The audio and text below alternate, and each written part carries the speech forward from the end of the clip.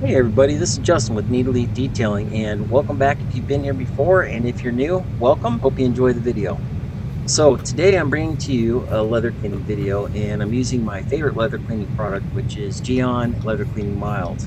And to use this product, it's very simple. The first thing you do is spray the product on liberally, and following that up, you need to brush it in. As a quick side note, if you haven't yet, I would highly encourage you go check out my channel where I do all kinds of videos on auto detailing the right way, methods, tips, tricks, plastic restoration, paint correction, a mold detailing trailer build, which is absolutely epic. I also do a two-part epoxy floor. I also show installation of different gear, and there's just a ton of information that's on my channel. I would highly recommend you subscribe to stay up to date. And I really do appreciate you watching my videos. And let's get back to the original video.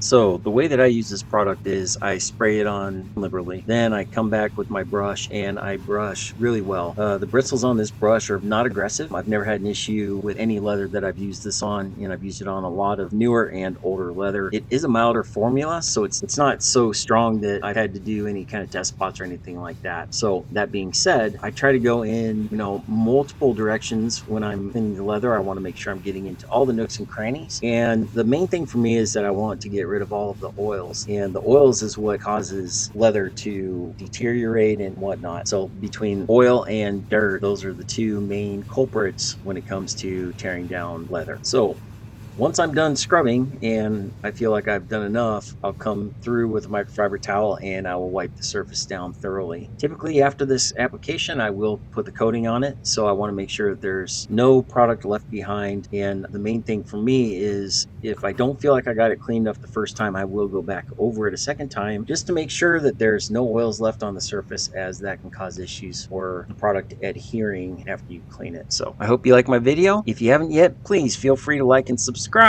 and we will see you on the next one. Oh, by the way, if you have any questions, please leave them in the comments section below and I will get back to you for sure. All right, take care, have a great day and great night.